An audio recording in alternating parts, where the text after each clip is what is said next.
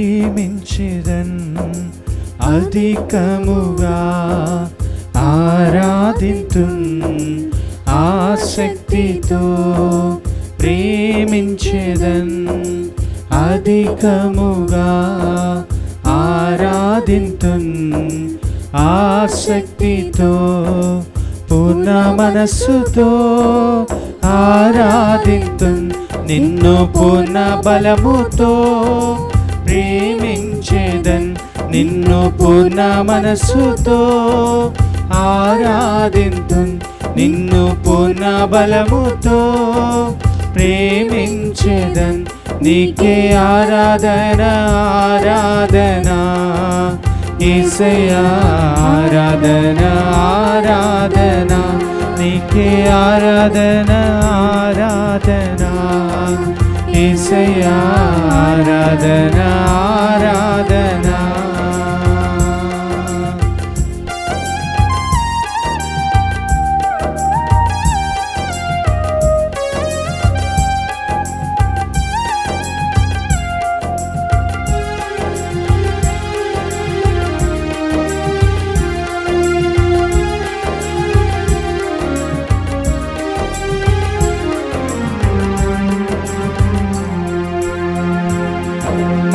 ఎబినేజరే ఎబినేజరే ఇంతవరకు ఆదుకున్నావే ఎబినేజరే ఎబినేజరే ఇంతవరకు ఆదుకున్నావే నన్ను ఇంతవరకు ఆదుకున్నావే నన్ను ఇంతవరకు ఆదుకున్నావే నిన్ను పూర్ణ మనస్సుతో ఆరాధింతున్ నిన్ను పూర్ణ బలముతో ప్రేమించెదన్ నిన్ను పూర్ణ మనస్సుతో ఆరాధింతున్ నిన్ను పూర్ణ బలముతో ప్రేమించెదన్ ఆరాధన ఆరాధన యేసయ్యా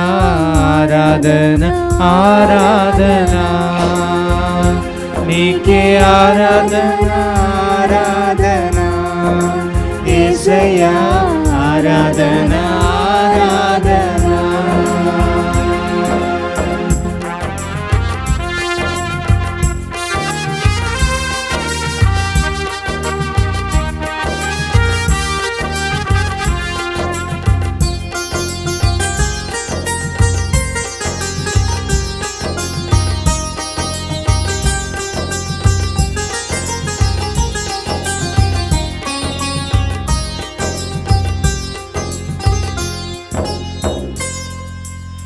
ఎల్రోయి ఎల్రోయి నన్ను చూసావే వందనమయ్యా ఎల్రోయి ఎల్రోయి నన్ను చూసావే వందనమయ్యా అయ్యా నన్ను చూసావే వందనమయ్యా అయ్యా నన్ను చూసావే వందనమయ్యా నిన్ను పూర్ణ మనస్సుతో ఆరాధింతున్ నిన్ను పూర్ణ బలముతో ప్రేమించెదన్ నిన్ను పూర్ణ మనస్సుతో ఆరాధింతున్ నిన్ను పూర్ణ బలముతో ప్రేమించెదన్ ఆరాధన ఆరాధన యేసయ్యా ఆరాధన ఆరాధన నీకే ఆరాధన ఆరాధన యేసయ్యా ఆరాధన ఆరాధన నీకే ఆరాధన ఆరాధన యేసయ్యా ఆరాధన ఆరాధన నీకే ఆరాధన ఆరాధన యేసయ్యా ఆరాధన ఆరాధన.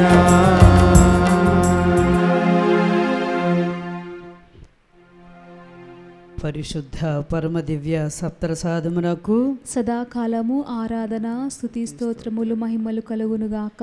పితకును పుత్రుకును పవిత్రాత్మలకును మహిమ కలుగునుగాక. ఆదిలో కలిగినట్లు ఇప్పుడును ఎల్లప్పుడును సదాకాలం కలుగునుగాక. ఆమేన్.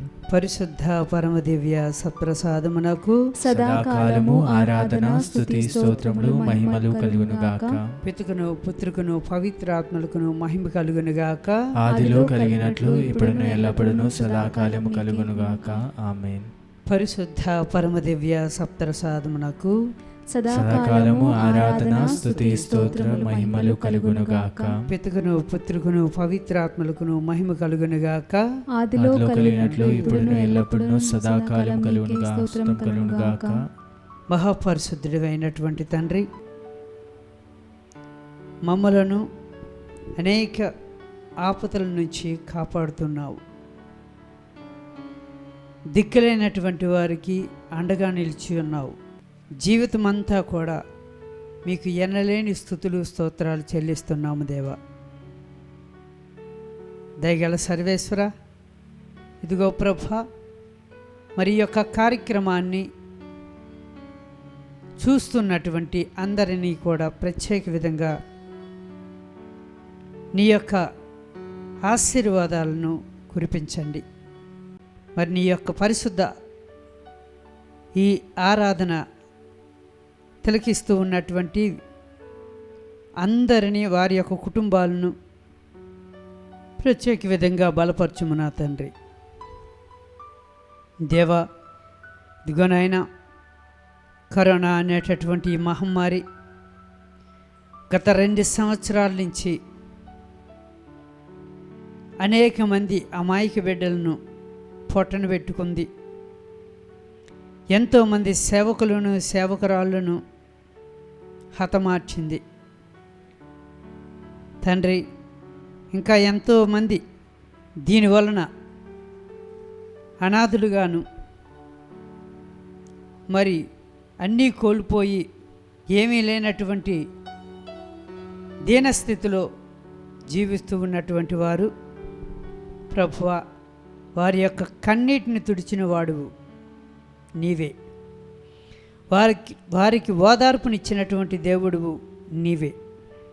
కనుక ప్రభువా, ఈ మహమ్మారిని అంతమొందించి ప్రతి ఒక్క మా పాపం మన్నింపుకి నీ యొక్క కృపలు తోడుగా ఉంచి తండ్రి, మా మీద మీ ఆగ్రహాన్ని చల్లార్చి ప్రభువా, మాకు పూర్వ వైభవాన్ని నీ ఆలయాల్లో అనునిత్యము కూడా స్తుతి ఆరాధనలు, బలి పూజలు జరిపించే అవకాశమును మళ్ళీ మాకు తిరిగి ప్రసాదించమని అడుగుచున్నాము దేవా.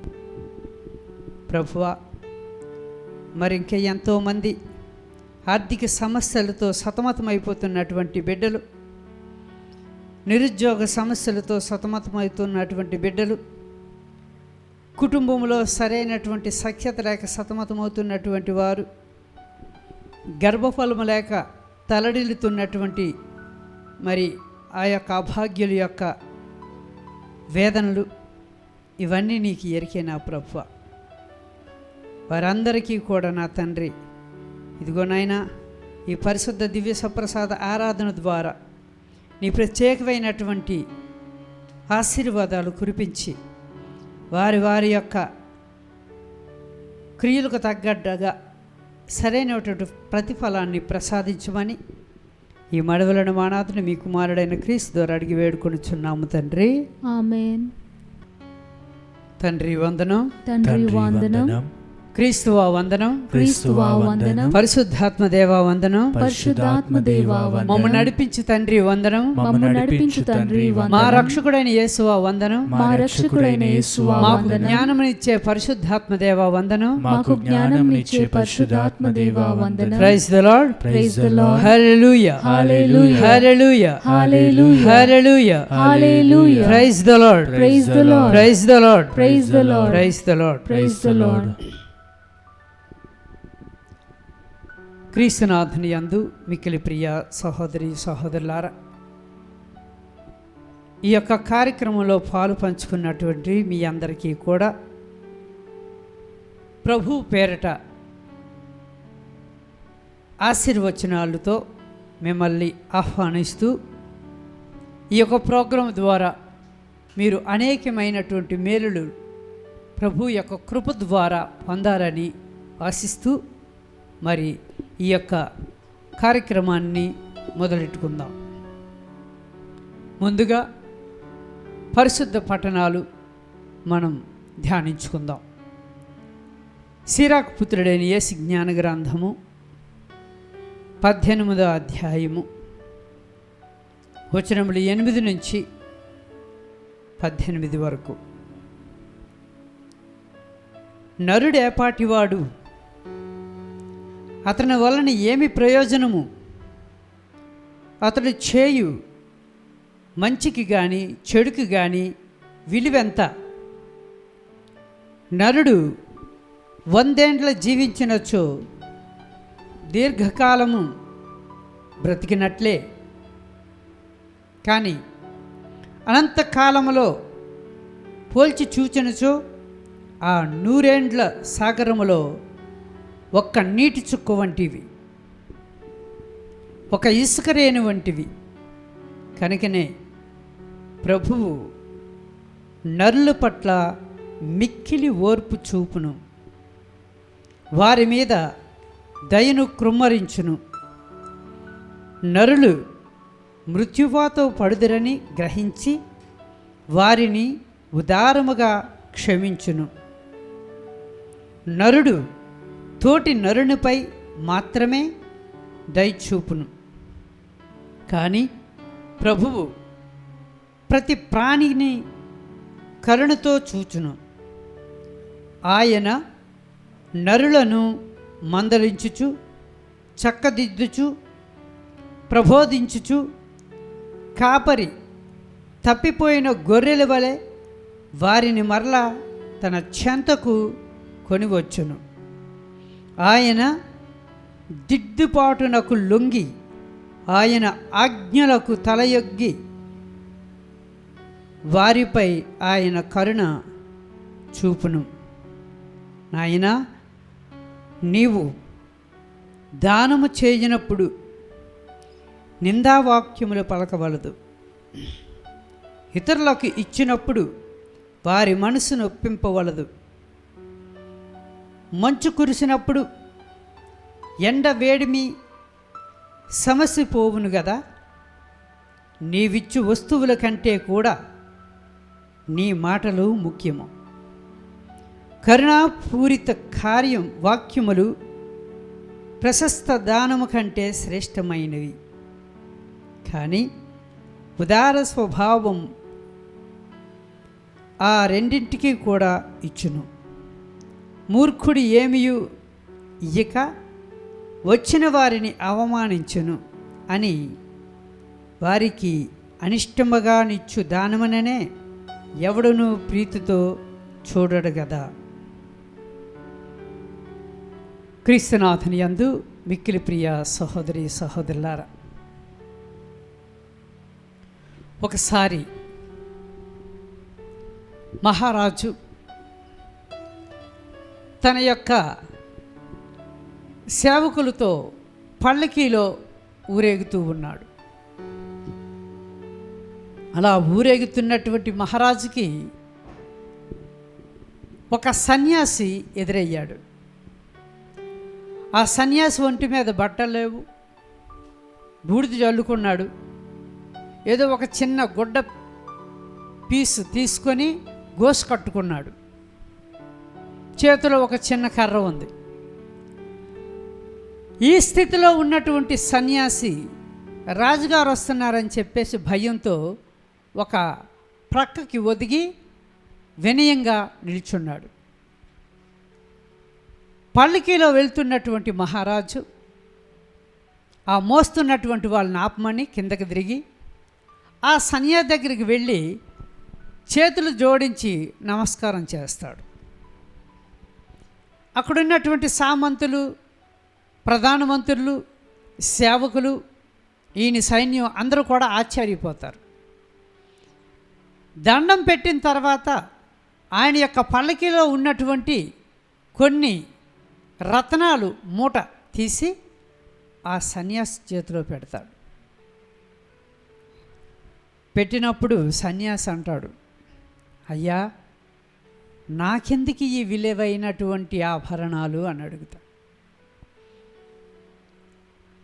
అడిగినప్పుడు రాజు అంటాడు, నాయనా నీకు వీటితో పని ఉండకపోవచ్చు, కానీ నీ కనుదృష్టి నీ మనసు పని చేసేంత వరకు నువ్వు జీవించినంత కాలము నీ కంటికి నీకన్నా హీనస్థితిలో ఉన్నటువంటి వాళ్ళు కనిపించవచ్చు, వాళ్ళకి దానం చేయి. లేదా నీకు అత్యవసరమైనటువంటి సమయాలు దాపరించినప్పుడు నీ అవసరం కోసం వీటిని వినియోగించు అని ఆయన్ని ఒక్కసారి ఆలింగనం చేసుకొని రాజు మళ్ళీ యథావిధిగా పళ్ళకి వెక్కి వెళ్ళిపోతాడు. ఈ యొక్క దృశ్యాన్ని చూసినటువంటి వాళ్ళందరికీ కూడా అంతు చిక్కలేనటువంటి విచిత్రంగా ఆశ్చర్యం కలిగించేటటువంటి రీతిగా అక్కడ జరిగినటువంటి సన్నివేశం ఉన్నది. కోటకి వెళ్ళారు. రాజు వెళ్ళిపోతూ ఉంటే ఈ ప్రధానమంత్రులు సామంతులందరూ రాజుగారికి ఒక మనవి చేస్తూ ఉన్నారు, ప్రభువా నీవు మిట్ట కొడితే చిటికె వేస్తే నీ దేశంలో ఉన్న ప్రతి ఒక్క మూలలో ఉన్నటువంటి వృద్ధులతో సహా నీ పాద సన్నిధికి వస్తారు. అంతటి అధికారము బలము ఉన్నటువంటి మీరు పల్లకీలో ప్రశాంతంగా కూర్చొని ప్రయాణం చేస్తున్నటువంటి మీరు ఏమీ లేనటువంటి ఒక నిర్భాగ్యుడు,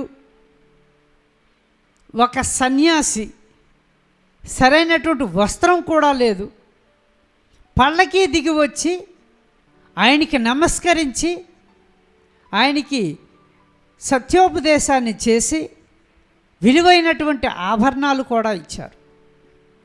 ఇవి నాకెందుకు అన్నప్పుడు వీటిని నీ యొక్క అవసరముకు వాడుకో, తర్వాత ఎవరైతే నిస్సహాయ స్థితిలో ఉన్నారో వాళ్ళకి నువ్వు సహాయం చేయని చెప్పేసి అన్నారు.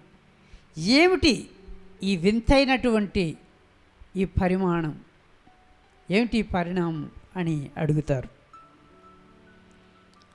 దీనికి సమాధానం చెప్పే ముందు నేను మీకు ఒక బాధ్యతను ఇస్తాను, ఆ బాధ్యతను మీరు చేయండి. తర్వాత మీకు ఇప్పుడు వచ్చినటువంటి ఈ సందేహానికి సరైనటువంటి సమాధానం మీకు దొరుకుద్ది అని మహారాజు అంటాడు. సరే ప్రభు, మీరు ఆనతి ఇవ్వండి, మీరు ఆజ్ఞాపించినటువంటి దాన్ని మేము చేయటానికి సిద్ధంగా ఉన్నాము అంటారు వీళ్ళు. రాజు అంటాడు, 3 తలకాయలు తీసుకొని రండి అంటాడు.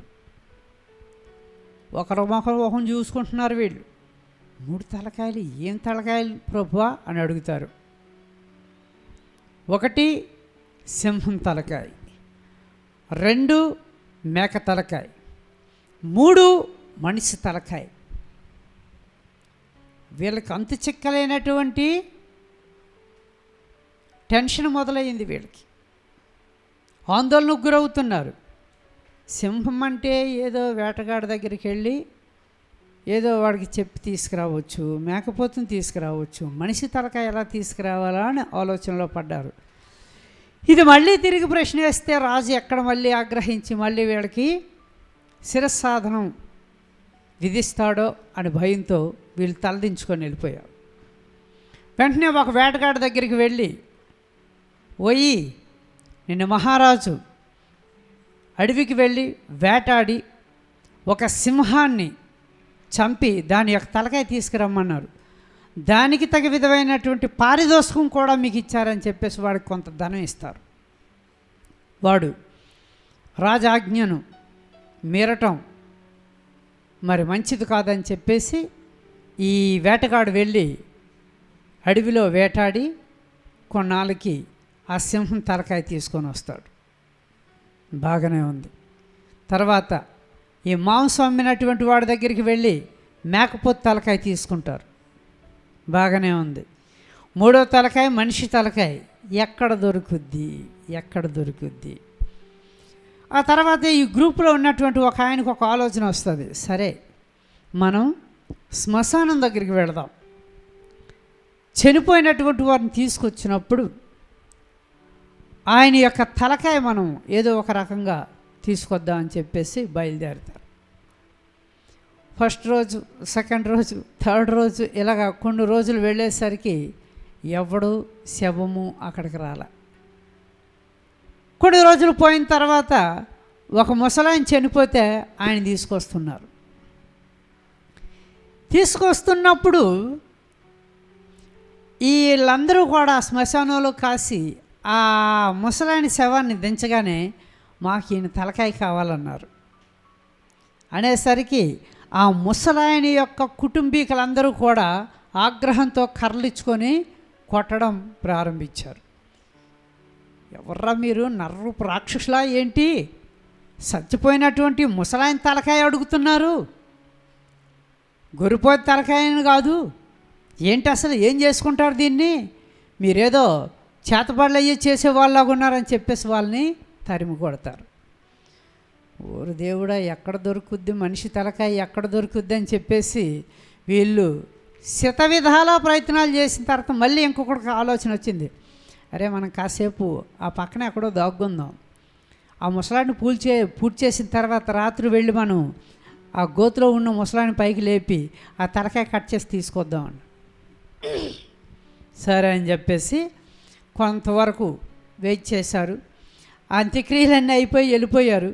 వీళ్ళందరూ కూడా పలుగులు పార్లు తీసుకొని ఆ గొయ్యి తవ్వి ఆ ముసలాడిని తీసి చక్కగా తల కట్ చేసి తీసుకుంటారు. బాగానే ఉంది. ఈ 3 తలకాయలు రాజు అడిగినటువంటి రీతిగా తీసుకొస్తారు. కోటకి 3 పళ్ళెళ్ళల్లో పెట్టి చక్కగా అలంకరించి తీసుకొస్తారు. మొదటిది సింహం, రెండోది మేకపోతు, మూడోది మనిషిది. రాజు దగ్గరికి తీసుకొచ్చిన తర్వాత రాజు ఏమంటున్నాడు, ఓకే బ్రహ్మాండంగా మీరు చేసినటువంటి పని అద్భుతంగా ఉంది, ఇప్పుడు ఈ 3 తలకాయలు తీసుకెళ్ళి అమ్ముకురండి అన్నాడు. మళ్ళీ వీళ్ళకి పెద్ద పిడిగిపడినట్టు అయిపోయింది. ఏం చేశాడు, జమీందారుల దగ్గరికి వెళ్ళారు. ఈ సింహం తలకాయ వాళ్ళు తీసుకున్నారు. ఆ లోపల ఉన్నటువంటి ఆ మాంసం అంతా తీసేసి ఆ తోలుని ఎండబెట్టి ఆ లోపల దూది పెట్టి అలంకరణగా ఇళ్లలో పెట్టుకున్నారు. తర్వాత ఈ మేకపోతు తలకాయ అంటే చాలామందికి చాలా ఇష్టం కదా. సో ఈ మేకపోతు తలకాయను కొంతమంది తీసుకున్నారు. బాగానే ఉంది. ఇకపోతే మనిషి తలకాయ ఉంది. ఎక్కడ అమ్ముతావు, ఎవరి దగ్గరికి తీసుకెళ్తావు? దాన్ని చూసిన ప్రతి ఒక్కరు కూడా వీళ్ళని తిట్టడం కొట్టడమే తప్పితే ఎవ్వడూ కూడా దాన్ని కొనలేదు. తిరిగి వేసారిపోయి చివరికి వీళ్ళకి ఇసుకెత్తి రాజుగారు ఇచ్చినటువంటి మరణశిక్ష అయినా సరే మనం ఇంకా అనుమతించక తప్పదు, దీన్ని ఎవడు తీసుకోవటం లేదు, సరిగాదా తిడుతున్నారు, రాళ్లతో రువ్వుతున్నారు అని చెప్పి రాజు దగ్గర తీసుకెళ్ళిపోతారు. మహారాజా మీరు చెప్పినటువంటి 3 తలకాయలు తీసుకొచ్చాం, ఆ 3 తలకాయలు అమ్మంతే 2 తలకాయలు అమ్మేశాం, కానీ మనిషి తలకాయ మాత్రం ఎవడు కొనటము లేదు.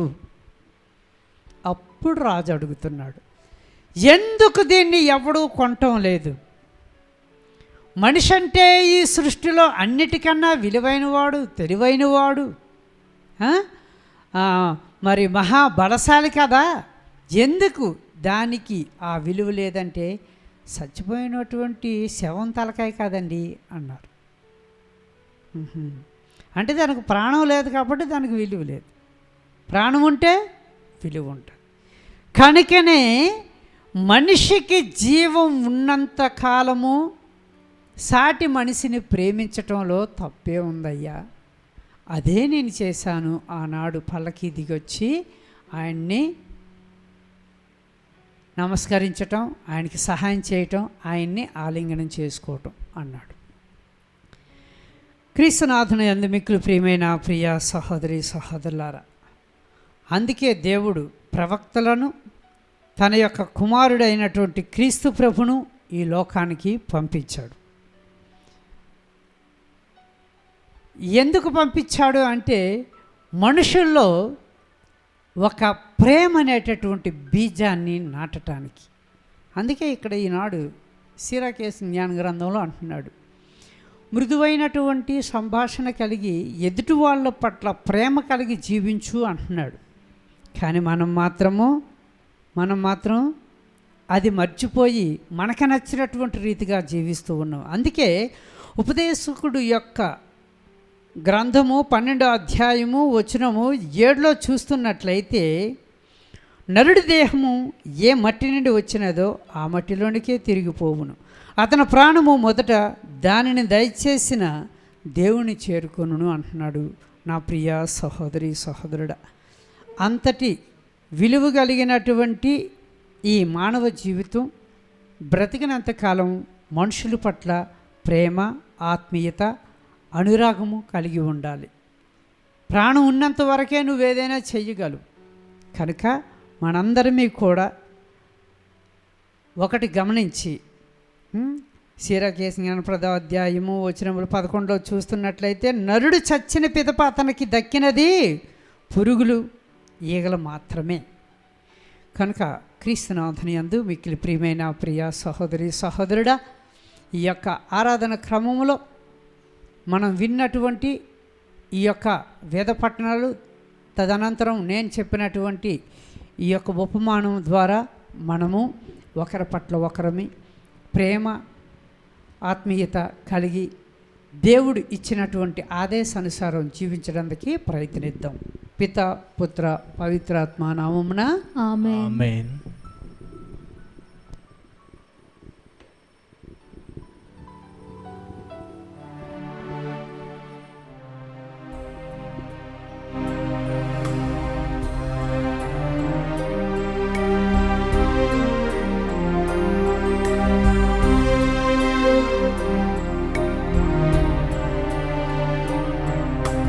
శిరమును వంచుడి వినయముతోడా,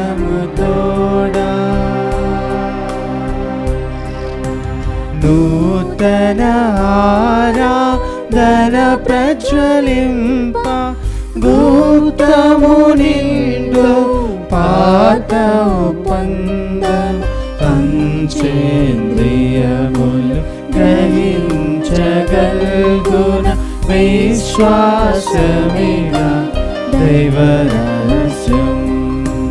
శిరమును వంచుడి వినయముతోడా, పరమ పితామా పాలక జయము, జయము రక్షక యేసునకు, పరమ పవిత్ర స్పిరితు శాంతకు, యుగ యుగములకు స్తుతి కలుగును. శిరమును వంచుడి వినయముతోడా.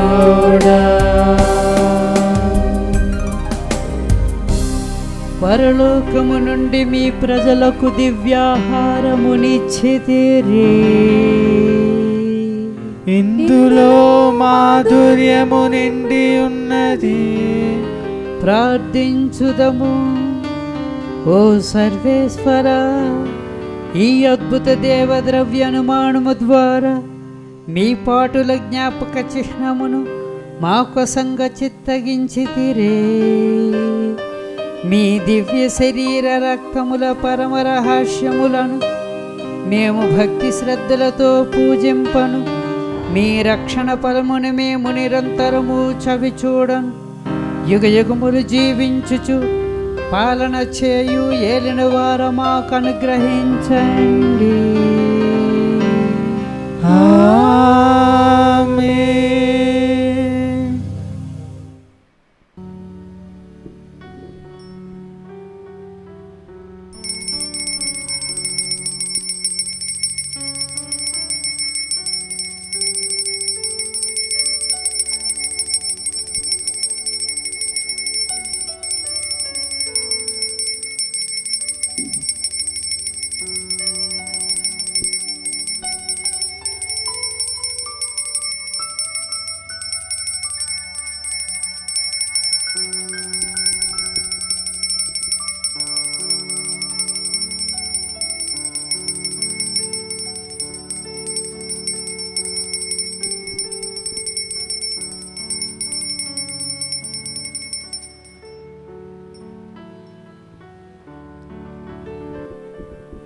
అతి పూజుడవు దేవుడెప్పుడు స్తుతింపబడునుగాక.